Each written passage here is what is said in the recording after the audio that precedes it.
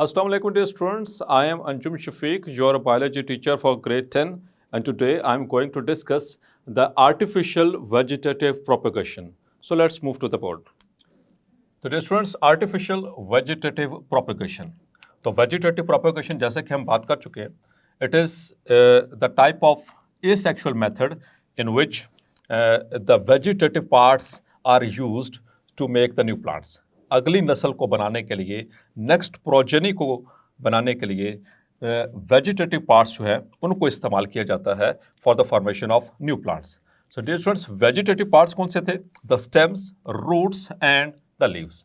और natural way में जो रूट्स के जरिए, स्टेम के जरिए और लीव्स के जरिए जो प्रोपगेशन हुई वो हमने डिस्कस की, जिसमें हमने वेरियस टाइप्स को डिस्कस किया, like bulbs, corms, rhizomes, the stem tubers, the suckers and the vegetative propagation by the leaves, जिसमें हमने ब्रायोफाइलम को डिस्कस किया था.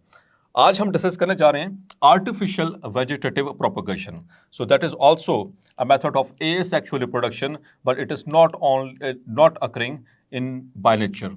इसमें ह्यूमंस जो होते हैं वो अपने डिजायरेबल कैरेक्टरिस्टिक्स को प्रोड्यूस करवाने के लिए, उनको उनकी जो तादाद है उसको बढ़ाने के लिए इस मेथड को इस्तेमाल करते हैं. That is called as artificial vegetative propagation.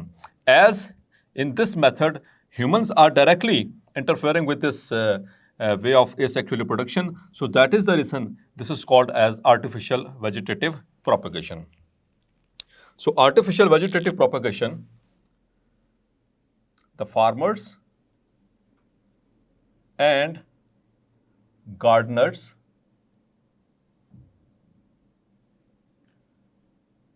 use the artificial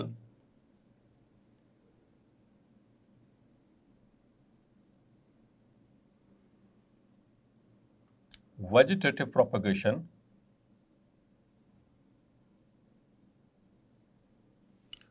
to increase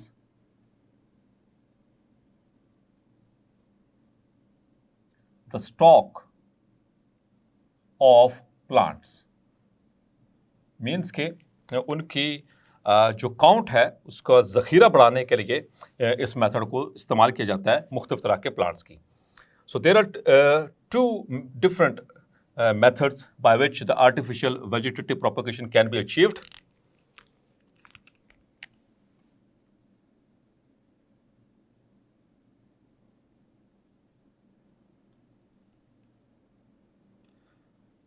number 1, cuttings, and number 2, graftings.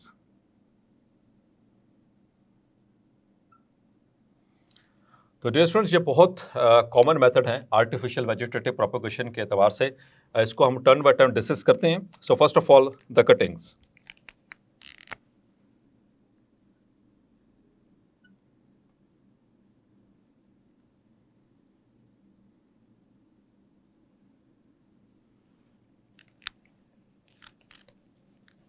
So dear students, cuttings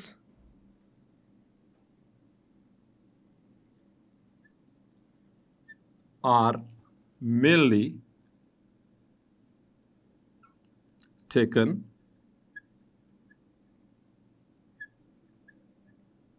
from the stem and roots of a parent plant.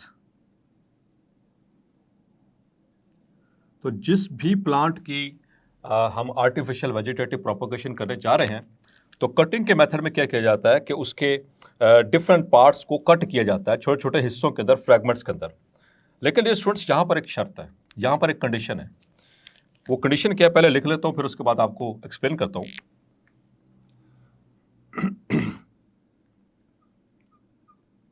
The cuttings must have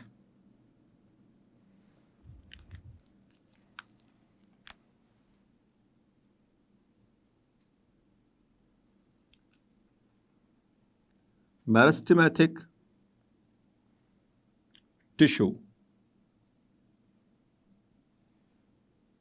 must have meristematic tissue in them in order to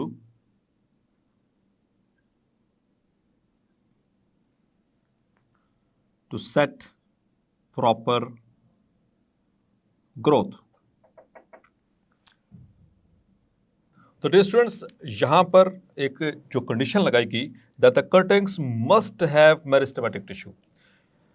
तो meristematic tissue का ज़रूरी होना यहाँ पर क्यों लिखा गया है? The reason is, dear students, आपको याद होगा प्रीवियस ग्रेड में, ग्रेड 9 के अंदर आपने चैप्टर नंबर 4 उसको थोड़ा सा रिकॉल करें। वहाँ पर आपने पढ़े थे प्लांट टिश्यूज़। प्लांट टिश्यूज़ आपने पढ़े थे कि ये दो टाइप्स के होते हैं, simple tissue and compound tissue. Simple tissue जो है उसको सिंपल इसलिए कह रहे थे because it consist of only one kind of cells. और सिंपल टिश्यू की भी आपने फर्दर सब क्लासिफिकेशन देखी थी कि सिंपल टिश्यू दो तरह का होता है, एक होता है मेरिस्टेमेटिक टिश्यू और दूसरा होता है परमानेंट टिश्यू। और फिर मेरिस्टेमेटिक टिश्यू की आपने फर्दर सब क्लासिफिकेशन देखी थी कि उसमें भी मज़ीद 3 तरह की मेरिस्टेम होती है, 3 तरह का मेरिस्टेमेटिक टिश्यू होता है, the apical meristem, intercalary meristem and the lateral meristem. और आपने वहाँ पर ये पढ़ा था कि पूरे प्लांट के अंदर, थ्रू ऑल द प्लांट, जहाँ जहाँ पर मेरिस्टेमेटिक टिश्यू होगा सिर्फ वहीं पे ही ग्रोथ हो सकती है। So that is the reason, the only ability for division, cell division they have is the meristematic tissue. तो इसलिए जहाँ से भी आपने कटिंग्स निकालनी है तो जहन में ये रखना है, ख्याल इस चीज़ का करना है कि जिस रीजन से आप कटिंग को निकाल रहे हैं वहाँ पर मेरिस्टेमेटिक टिश्यू लाजमी हो।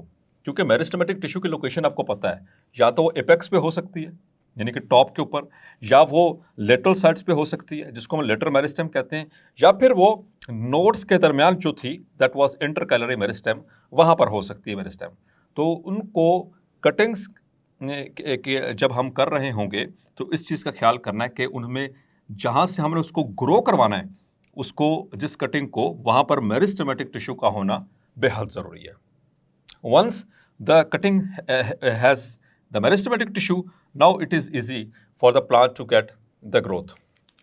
तो dear students, the cuttings must have meristematic tissue in them in order to set a proper growth.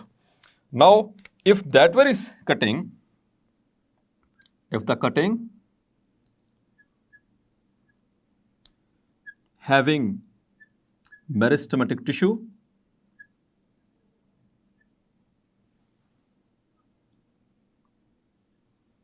is placed in a suitable soil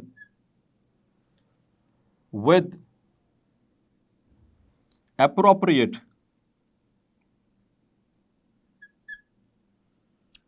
conditions,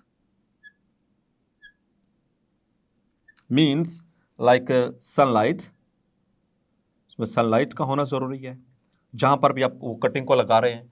number 2, it must have some nutrients, जिस मिट्टी के अंदर हम उसको सो कर रहे हैं, जहाँ पे उसको लगा रहे हैं, उसके अंदर न्यूट्रिएंट्स भी होने चाहिए, एंड ऑल्सो वाटर।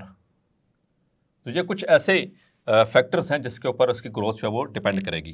तो जो suitable soil along with sunlight, nutrients and water, जब उसको लगा दिया जाएगा सॉइल के अंदर, तो देन द स्टेम और the roots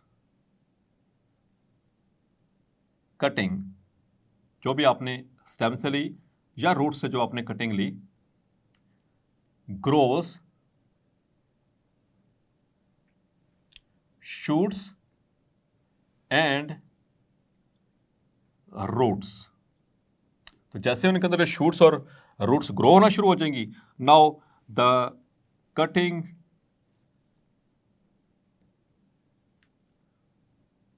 will grow into a plant which will be identical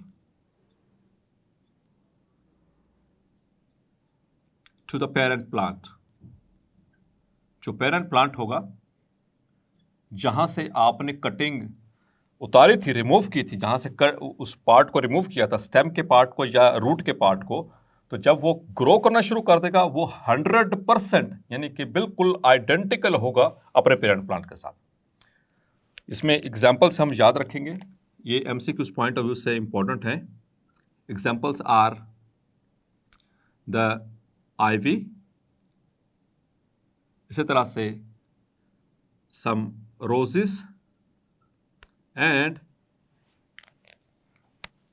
number 3 the grape vines।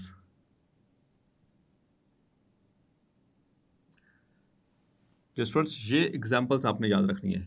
ये जो सी आपको 3 प्लांट्स के नाम बताए हैं, आईवी, रोजेस, सब रोजेस नहीं, चंद रोजेस हैं, और ग्रेप वाइन्स जो अंगूर की बेलें होती हैं, they grow by the vegetative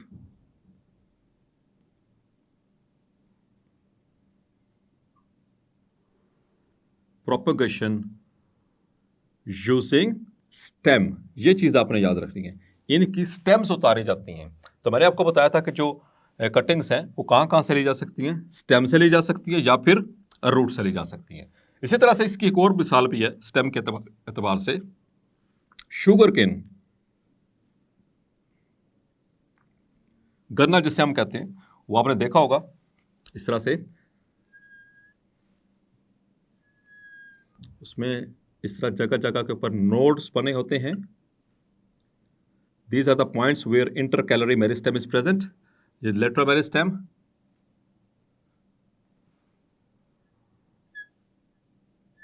तो इनको भी ऐसे इन कटिंग्स के, यानी ये स्टेम है बेसिकली, इसको यहाँ से ऐसे कट किया जाता है जहाँ से मेरिस्टेम टिश्यू होगा, और फिर इसको जब आप प्लांट करेंगे, इम्प्लांट करेंगे सॉइल के अंदर उस कटिंग को, जिसमें मेरिस्टेमेटिक टिश्यू भी मौजूद था, that was the meristematic tissue,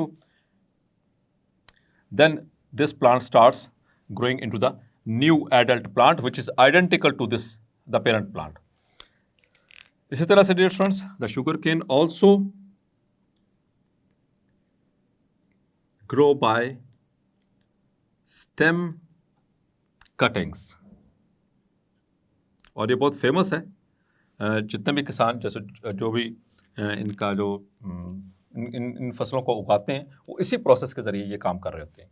तो ये तो सारी एग्जांपल्स होंगी डियर स्टूडेंट्स स्टेम की। अब हम बात करेंगे कि रूट की कटिंग्स कैसे हो सकती है। तो हमारे बुक में एग्जांपल जो दी गई है रूट्स की, that is of sweet potato. So cuttings by roots, यानी रूट्स की जो कटिंग्स हैं उनसे कैसे हो सकती है vegetative propagation artificial. So the sweet potato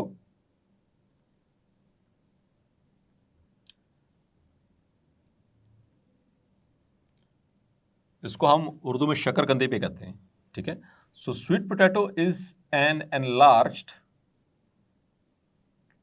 root, ये एनलार्ज रूट होती है जो हम खाते हैं उसको बॉयल करके या उसको पका के।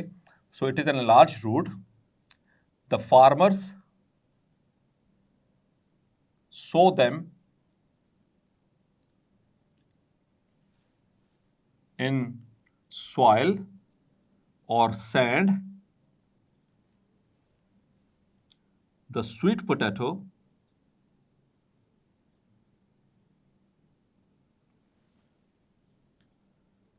grows into many plantlets। उसमें छोटे छोटे मजीद साथ में प्लांटर्स उगना शुरू होते हैं। देन दीज प्लांटलेट्स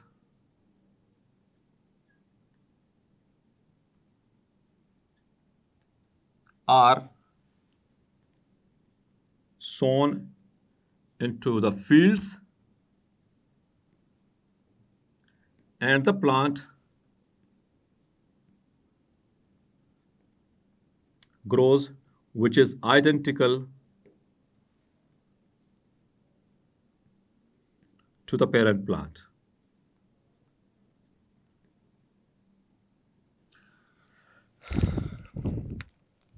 इसके साथ आप डायग्राम बनाएंगे which is given in our book.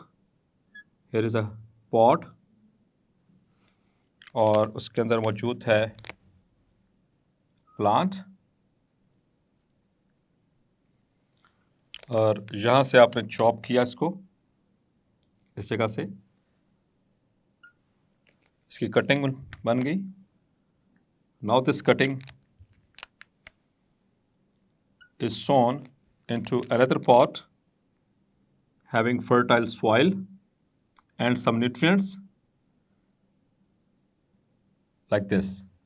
जब उसको इसमें ऐड कर दिया जाएगा, it after few days it starts growing. तो इसके अंदर भी ग्रोथ होना शुरू हो जाती है और ये बिल्कुल आइडेंटिकल प्लांट होगा जो कि पेरेंट के होगा.